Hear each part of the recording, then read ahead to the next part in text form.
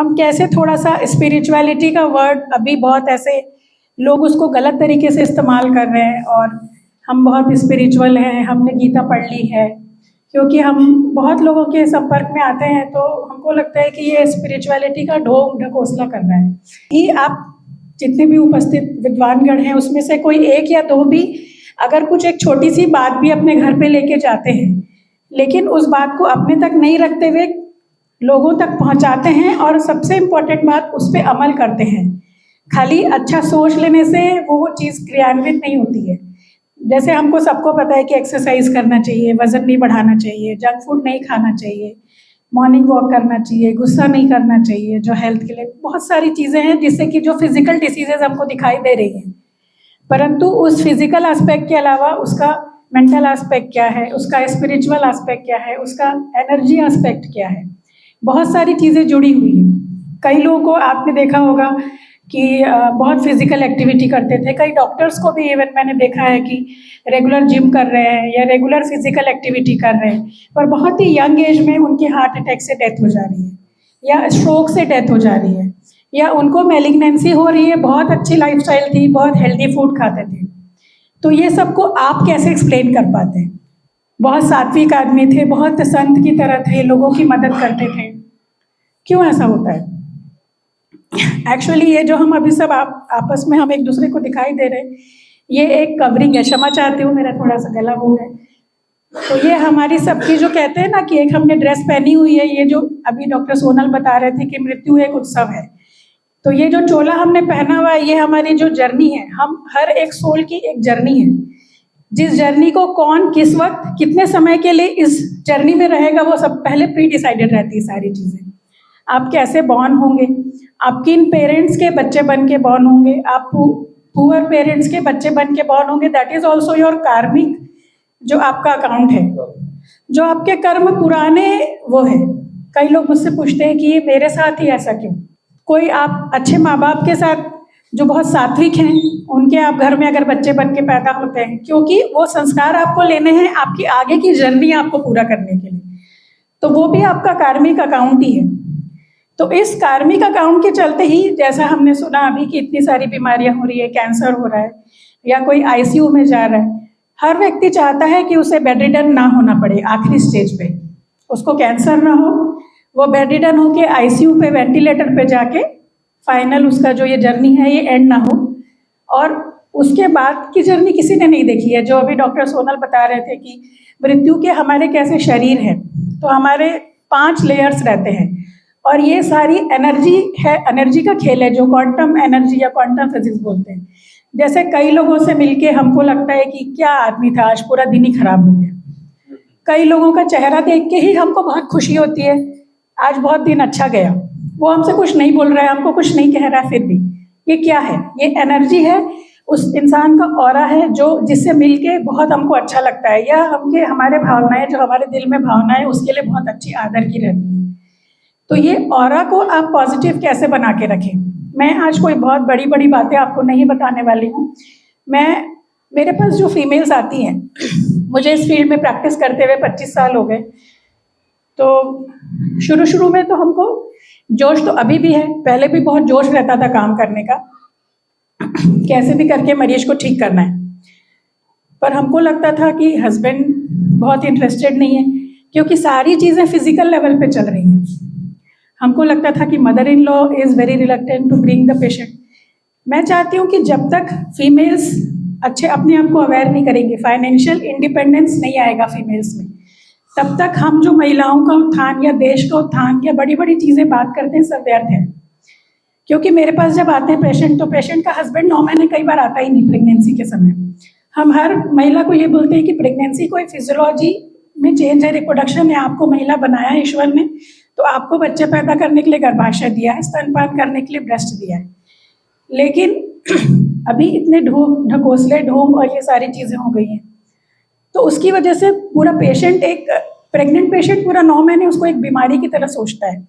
उसमें कई बार डॉक्टर्स का भी सहयोग ये रहता है कि वो उसको बहुत बेड रेस्ट और बहुत ये बोलते हैं, मतलब हर डॉक्टर का अपना तरीका होता है। परंतु अगर आप खुद ही सोचिए कि कई बार बोलते हैं सीढ़ी चढ़ ली, अबॉर्शन हो गया, तो आप 9 महीने जो महिला ईंटा उठाती है उसको भी तो देखे होंगे, उसके भी तो बच्चे होते हैं दोनों। तो अगर वो और 7 महीने तक वो काम करती है, 7 महीने 8 महीने तक वो काम करती है, तो अगर वो इतना बोझ लेके ईंटा उठा रही है तो उसको तो प्रेगनेंसी होनी ही नहीं चाहिए। तो इंसान ने गर्भाशय में जो रास्ता दिया है वो इसलिए दिया है कि वो रास्ता 9 महीने तक उस बच्चे को रिटेन कर सके, परंतु हम ही लोग अपने पैर पे कुल्हाड़ी मार रहे हैं। हमारी उम्र बढ़ रही है, फिर IVF का सहारा ले रहे हैं, फिर उम्र के बाद हमको अभी समझना है एक दूसरे को, एक शादी हो गई तो क्या समझना है, फिर हमको उसके लिए 2 साल बर्बाद कर देते हैं। फिर उसके बाद उम्र हो जाती है, अभी मेरे को करियर करना है, अपना नाम करना है। कुछ कुछ चीज़ें हमको एक्सेप्ट कर लेनी चाहिए कि अगर हमको फीमेल बनाया है ईश्वर ने तो रिप्रोडक्शन हमारी जिम्मेदारी है। मेल रिप्रोड्यूस नहीं कर सकते, अगर आपने शादी की है तो रिप्रोडक्शन आपकी जिम्मेदारी है। तो आपको करियर डिले करना है, ये आपके माइंडसेट में क्लियर कर लेना चाहिए। मुझे लगता है जल्दी शादी, इस बीच में शादी करके प्रेगनेंसीज कर लेनी चाहिए। तो जो ये IVF और ये जो इतना trauma, mental trauma, chromosomal anomalies, ये सारी चीज़ों से हम काफ़ी हद तक बच सकते हैं। क्योंकि अभी तो मुझे स्टार बनना है, सेलिब्रिटी बनना है, अभी तो मेरे को ये करना है, अभी तो मेरा जॉब लगा है, ये सारी चीज़ें समय से रुक सकती हैं, लेकिन आपकी एज नहीं रुकेगी। अगर आप 30 ईयर के बाद प्रेगनेंसी करते हैं या 25 के बाद प्रेगनेंसी करते हैं तो उसमें फ़र्क आ ही जाएगा, क्योंकि आपके अंडाशय की अंडे की जो क्वालिटी है वो चेंज होती जाएगी। प्लस इसमें एक मिर्च मसाला लगाने वाली चीज़ हम लोग ये करते हैं कि बहुत गंदी लाइफस्टाइल जी रहे हैं आजकल जो लड़कियां आ रही हैं। घर में खाना किसी को पसंद नहीं है तो उसका फ़ायदा ले लेके पूरी रोड जो है वो कन्वर्ट हो जाती है, एक इटली गली टाइप की बन जाती है। पूरा दोनों साइड मोमो की दुकानें, ये सारी, उसमें वो कौन सा केमिकल, कौन सा सॉस, कैसा फूड, नॉनवेज फूड, बहुत सारी चीज़ें हैं जो जिस पे हम डिस्कशन करें तो बहुत लंबा चल जाएगा ये। और फिजिकल एक्टिविटी कुछ नहीं करना है, ये मोबाइल है साथ में। तो ये सब ओरिजिन की जड़ है। मतलब एक तरीके से हम कहें कि जो एनीमिया के बारे में हम बात करते हैं कि फीमेल्स को माहवारी आती है तो हीमोग्लोबिन अच्छा रहे, तो उसके लिए आयरन रिच डाइट लें। तो ये जितना जंक फूड लेते हैं तो आयरन बॉडी से एब्जॉर्ब भी नहीं होता। और 25 से 30 साल तक हमारी हड्डियों की बनावटी का समय रहता है, हड्डियों में मजबूती और घनत्व बढ़ाने का समय रहता है 25 से 30 साल। उसके बाद क्या होता है, बोन लॉस ज़्यादा स्पीड से होता है। बोन फॉर्मेशन की जो सेल्स रहती हैं ऑस्टियोक्लास्ट वो कम एक्टिव रहती हैं और ऑस्टियोक्लास्ट ज़्यादा एक्टिव हो जाती हैं। तो इस समय फिजिकल एक्टिविटी कोई भी महिलाएं या पुरुष भी इस बात का फ़ायदा ले सकते हैं कि पुरुषों में भी ये चीज़ होती है, पर फिजिकल एक्टिविटी, मसल एक्टिविटी, ये सारी चीज़ें कोई कर नहीं रहे। अभी जो यंगस्टर्स हैं ये खाली जिम में मसल बल्क बढ़ाने के लिए और वी शेप बॉडी लेने के लिए परेशान है। और फीमेल्स मुझे लगता है बहुत सारी PCOD में डॉक्टर ने उनको सलाह दी है तो जा रहे हैं, ऐसा भी है। प्लस घर में भी वो कोई काम नहीं कर रहे हैं और सबके घर का माहौल बहुत बिगड़ा हुआ है। और दूसरी बात, अगर फीमेल फाइनेंशियली डिपेंडेंट किसी और पे है, जैसे हस्बैंड पे है, तो उसको वो सोचने समझने का जो विंडो रहता है या जो समय रहता है वो मिल नहीं पाता। उस बेचारे के ऊपर ऑलरेडी इतने सारी चीज़ें हैं। तो सारे ऑटोइम्यून डिसऑर्डर्स फीमेल्स में ज़्यादा कॉमन होते हैं। क्यों होते हैं? क्योंकि वो अपने इमोशनल, उनकी जो लाइफ है, इमोशनल हेल्थ पे ध्यान ही नहीं दे पाती। क्योंकि हस्बैंड मोस्टली, मैं तो हस्बैंड हूँ, ऑलवेज डोमिनेटिंग, ये जनरल मैं बात कर रही हूँ, ऐसा नहीं कि मैं सबके लिए बोल रही हूँ। कोई सपोर्टिव रोल नहीं है। फिर बच्चे भी, क्योंकि मदर है तो हमेशा taken for granted. Mother in law, एक महिला एक दूसरी महिला को समझ पाए तो बहुत अच्छी बात है कि ये भी एक फीमेल भी एक बहुत इम्पॉर्टेंट फैमिली का हिस्सा है। और मेरे पास जो फीमेल्स ट्रीटमेंट कराने आती हैं तो बोलती नहीं मैडम, मैं एक दिन के लिए या शाम तक मैं कैसे एडमिट हो सकती हूँ, जल्दी छुट्टी कर दीजिए। मेरे बच्चे, तो हम बोलते हैं कि आप बच्चों को ला सकते हैं। हस्बैंड को दस्तखत देने के लिए ले आइए, मैं बोलती हूँ आपके हस्बैंड के दर्शन करा दीजिए मुझे तो अच्छा होगा। तो ऐसे बहुत सारी चीज़ें रहती है इसमें। मुझे ये चाहिए, मुझे लगता है कि आपकी शादी में अगर किसी भी रिलेशन में आप हैं तो उसको एक्सेप्ट कर लीजिए, अगर वो आपको बहुत सफोकेट नहीं कर रहा है तो। और अगर बहुत ज़्यादा सफोकेट कर रहा है तो फिर उसको डिटैच कर लेना ही अच्छा है। और बहुत सारी चीज़ों से डिटैच करके हम बहुत हेल्दी रह सकते हैं। फॉरगिविंग करने की आदत डालिए, क्योंकि आप फॉरगिव नहीं करेंगे तो आपको ही 100 बीमारियां पकड़ेंगी और फिर वो हस्बैंड आपको नहीं ले जाएगा तो आप ट्रीटमेंट के लिए डिबार हो जाते हैं। फिर उनका ट्रीटमेंट आप नहीं कराएंगे तो आप साइकोसोमैटिक लेवल पे फिजिकल चीज़ें जो हैं ये सारी मेंटल माइंड के लेवल पे, साइकोसोमेटिक लेवल पे, और जो आत्मा में जो तकलीफ रहती है वो बहुत सारी डीप बातें हैं।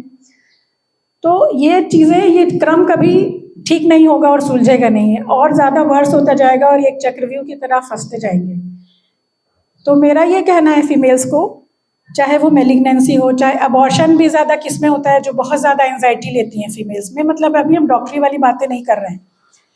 प्री टर्म बर्थ, 7 मंथ में प्रेगनेंसी में डिलीवरी, फिर आईसीयू सारा care, plus low birth weight babies, पेट के अंदर बच्चे ख़त्म होना, ये सारे रिसर्च से प्रूव हो चुके हैं कि अगर आपकी इमोशनल और मेंटल हेल्थ अच्छी नहीं रहती है तो ये बहुत बड़े कॉन्ट्रीब्यूटिव फैक्टर्स हैं हमारी ऑब्स्टेटिक करियर कैसी चलेगी इस पर। तो घर वाले इमोशनल हेल्थ अच्छा रखने की बात तो बहुत दूर की बात है, सपोर्टिंग माहौल रखने की, अच्छा रखने की बात बहुत दूर की बात है। वो खाली do this, do not do this, ये वाला अप्रोच रहता है। तो अच्छे समाज का निर्माण या कम, उसमें हम कैसे होलिस्टिक तरीके से कैसे कर सकें, ये बहुत छोटी छोटी बातें हैं। उसको हम अगर करने लग जाएं, फीमेल्स भी, जैसे बच्चों को डांट, मेरे पास आती है पेशेंट्स, तो आईबीएस एक बहुत कॉमन चीज़ है जो कि हम लोग हमारी प्रैक्टिस में बहुत देखते हैं, इरिटेबल बाउल सिंड्रोम, जिसमें कि उनकी पाचन शक्ति का वो समस्या आती है, और कॉन्स्टिपेशन, जैसा कि सर बात कर रहे थे, पांडे जी बात कर रहे थे। क्यों होता है? क्योंकि हमारे शरीर में भगवान ने बनाया है कि हम जो भी भोजन ले रहे हैं वो हमारी एनर्जी के लिए ले रहे हैं, और वो फिर उसके बाद उसका जो मल मूत्र से निष्कासन होता है वो डिटॉक्सिफाई करता है। डिटॉक्स करने के बहुत सारे तरीके हैं, आयुर्वेदिक तरीके हैं, और मन को शांत रखना है, मेडिटेशन करना है, बहुत सारी चीज़ें, वो एक अलग चीज़ें हैं। पर मैंने अपने प्रैक्टिस में ये पाया है कि आईबीएस की परेशानी उनको ज़्यादा होती है जिनको कि जो बहुत गुस्सा करती हैं, जो हमेशा लाइफ में सेटिस्फाई नहीं रहती कभी, जिनको उनके हस्बैंड से हमेशा बहुत सारी कंप्लेंट्स रहती है। सबसे बड़ी इसमें मुझे लगती है समस्या ये कि वो फाइनेंशियली मतलब डिपेंडेंट है, तो वो सब कुछ करते हुए भी उसको लगता है कि शी इज़ हेल्पलेस। तो मैंने देखा है कि मैं फिर पूछती हूँ, बच्चों को बहुत गुस्सा करती हो क्या, बहुत चिल्लाती हो क्या, रात में नींद आती है कि नहीं? अगर आप 7 साल के थे तो आप सोचिए कि आप उस 7 साल की उम्र में आप अगर उसको बोलेंगे कि आप 35 साल की तरह बिहेव करें, तो वो बच्चा कैसे करेगा? वो बच्चे की जर्नी है, जैसे मैंने अभी आपको बताया, तो वो उसकी जर्नी है। उसको जब जिस समय जो भी बुद्धि या जो भी चातुर्य या जो भी चीज़ें मिलनी है वो उसकी उम्र के साथ उसको मिलेगा। तो आप उसको चिल्ला के, उसको वो करके आप अपना कर्म बंधन भी बांध रहे हैं। अगर हम उसको कार्मिक अकाउंट की तरह देखें तो आप उसको मार पीट रहे हैं या निगेटिव एनर्जी दे रहे हैं। अगर आप उसको उसके हिसाब से छोड़ दीजिए, कोई भी फूल को खिलने दीजिए। आपको बहुत उसकी एंजाइटी है कि वो पढ़ेगा कि नहीं, कैसे पढ़ेगा, एकदम फर्स्ट आना चाहिए। सब माँ बाप सोचते हैं फर्स्ट आना चाहिए, तो सारे फर्स्ट आ जाएंगे तो फिर सेकंड कौन आएगा? इतने सारे बच्चे हैं, एकदम उसको सारी चीज़ों में क्लासेस के लिए प्रेशर कर दिया है कि उसमें क्या कैपेबिलिटी है, एबिलिटी है, वो नहीं देखना, क्योंकि बाजू वाला भेज रहा है तो उसको ये क्लास भी भेजना है, क्योंकि आस पड़ोस वाला भेज रहा है तो उसको ये क्लास भी भेजना है। तो आप सोचिए कि वो किसी एक चीज़ पे फोकस ही नहीं कर पाएगा कभी। तो ये फीमेल्स का जो ये हमेशा प्रेशर, और ये इस वजह से ही वो ज़्यादा बीमार पड़ती है।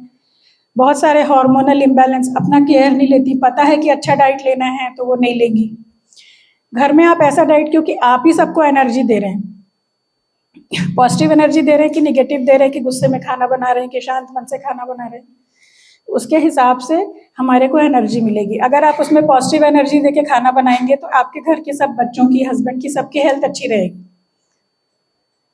तो ऐसे छोटी छोटी चीज़ों को ध्यान देंगे तो आप नींद नहीं आ रही ये वाली समस्या से बच सकते हैं। थोड़ा फिजिकल एक्टिविटी करेंगे, आपकी हड्डियाँ अच्छी रहेंगी, मांसपेशियाँ अच्छी रहेंगी, खाने का पचन अच्छा रहेगा। जो अतड़ियाँ हैं ये दूसरा ब्रेन होता है हमारी बॉडी का, और हम लोग इसको डस्टबिन समझ के कुछ भी इसमें डालते रहते हैं। मतलब अच्छा ये है, ठेले में ये मिला, चलो ये भी खा लिया, अच्छा फिर ये है, फिर ये भी खा लिया। और अभी तो रायपुर में अल्कोहल स्मोकिंग ये सब फीमेल्स में बहुत ज़्यादा बढ़ रहा है।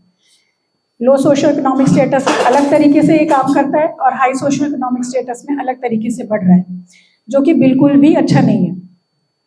और ये भी समझ लीजिए कि किसी को किसी की बराबरी नहीं करनी, ना पुरुष को महिला से बराबरी करनी, ना महिला को पुरुष से करनी है।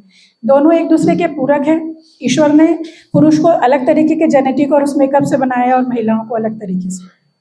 तो इस दौड़ भाग में कभी रहने की आवश्यकता ही नहीं है। आप अपनी जिम्मेदारी करिए और चीज़ों को एक्सेप्ट कर लीजिए। और फॉरगिव करके जीरो एक्सपेक्टेशन के साथ रहेंगे तो बहुत सारी साइकोसोमैटिक डिसऑर्डर्स, बहुत सारे ऑटोइम्यून डिसऑर्डर्स, बहुत सारे कैंसर, मैंने कई बार ये भी देखा है कि टर्मिनल फेज में मेरे पास आते हैं कई। अभी थोड़े दिन 5-7 दिन पहले एक पेशेंट आई थी, वो सीवियर एमआई में थी, मतलब एक्यूट मायोकार्डियल इन्फेक्शन में आई थी। तो वो कहीं हैदराबाद या कहीं से आई थी अपने रिलेटिव के यहाँ, और उसके साथ 6 रिलेटिव आए थे। और हमने उनको बोला कि उसको तुरंत ही कार्डियक सेंटर पे ले जाओ, तो कोई ले जाने के लिए ही तैयार नहीं। तो इसलिए जो हम बात करते हैं ना, ये तेरा है, ये मेरा है, ये सब बकवास की बातें हैं। वो रिलेटिव कौन अपना जंजाल में फंसे। तो इसलिए आप दिखावे पे मत जाइए, आपको जो पॉजिटिव वाइब देता है उसके साथ रहिए। कुछ चीज़ें जो बदली नहीं जा सकती, कुछ चीज़ों का जवाब नहीं है, छोड़ दीजिए। एक और बात, डॉक्टर के पास भी जाते हैं तो एकदम शंका से जाते हैं, समाधान के लिए नहीं जाते, बहुत शंका से जाते हैं कि ये क्या बोलता है देखते हैं, ये क्या टेस्ट लिखता है देखते हैं, ये क्या दवाई लिखता है देखते हैं। आपको जिस पे आप फ्री हैं डिसाइड करने के लिए, लेकिन जिसको जाते हैं उसको 100% अपने आप को सौंप दीजिए। आपका काम इतना अच्छा होगा, ये मैं अपने 25 साल के एक्सपीरियंस के साथ कह रही हूँ, क्योंकि वो डॉक्टर की अपनी खुद रिस्पॉन्सिबिलिटी है। यहाँ पे इतने सारे हम लोग डॉक्टर्स बैठे हैं, आप किसी न्यूज़ को मत देखिए, कोई मीडिया मत देखिए, कुछ मत करिए। अगर आपकी तकदीर है, आप जहाँ पहुँचे हैं, ये सब पहले से डिसाइडेड है, मैंने आपको बताया। और अगर आप उस पर विश्वास करके चीज़ों को छोड़ देंगे तो आपका काम बहुत अच्छा होगा। और अगर आप बहुत डाउट करते रहेंगे ना, तो वो डाउट में कैसी एनर्जी आ गई, नेगेटिव एनर्जी आ गई, कभी काम ठीक होगा ही नहीं। क्योंकि हम दवा दे रहे हैं तुम्हारे फिजिकल उसको ठीक करने के लिए, पर यहाँ से तो तुम्हारे मन में डाउट है कि ये क्या दवाई दी है, ठीक होगा ही नहीं, ठीक होगा ही नहीं कभी भी। छोटी सी समस्या लंबी चलती रहेगी। तो छोटी छोटी चीज़ें समझने की हैं। हमारे में अबॉर्शन है, प्रेगनेंसी है, या फिर लड़कियों में वज़न ज़्यादा है, लाइफस्टाइल अच्छा करना है। और ये मत समझिए कि कोई डॉक्टर कभी किसी पेशेंट को ख़राब करने के लिए डॉक्टर बना है। हर डॉक्टर, आपसे ज़्यादा हमको दुख होता है जब आपका कोई बच्चे को कुछ होता है, या मदर को कुछ होता है, या फैमिली को कुछ होता है, तो हम लोग भी लिटरली क्राई एंड हम सोते नहीं कितने रातों तक। तो ऐसा, और ये जो कंसेप्ट है, ये अभी देखिए, ये इंडिया में तो ये मार्केट टाइप का है। कई लोग उसको बिजनेस की तरह करते हैं, कई लोग उसको धर्म की तरह करते हैं, कई लोग उसको हेल्प की तरह करते हैं, कई लोग सोचते हैं कि मैं प्रूफ करूं कि मैं क्या हूं, अपना स्किल दिखाने के लिए करते हैं। जिस भी तरीके से अपनी भावना उसमें डालते हैं, वो वैसा ही रिजल्ट मिलता है। और अच्छी भावना से ही मोस्टली सब लोग करते हैं, 1-2 लोगों को छोड़ के। तो वो उस समय क्या कर रहे हैं, आप ये सोचिए कि वो कार्मिक वो है, जो बदले की भावना है, मैं इसको बताता हूँ, मैं इससे लड़ता हूँ। मतलब आप अपने आप को पॉजिटिव रखेंगे, जो आपके कर्मों में दुख भुगतने या सुख भुगतने वो तो रहेंगे ही, लेकिन उसकी तकलीफ और पीड़ा आपको कम मिलेगी बस। तो आप वो तकलीफ पीड़ा अगर कम चाहते हैं, चाहे किसी को भी हो, चाहे मेल्स को हो, फीमेल्स को हो, तो उस चीज़ को फॉलो करते हुए, सपोर्ट करते हुए करें। आप अगर बूढ़े हो रहे हैं, आप मान लो 60 के हो गए, लेकिन आप अपनी वाइफ को वैसा ही समझते हैं 16 साल का घोड़े की तरह वो काम करती रहे, तो वो नहीं कर सकती ना।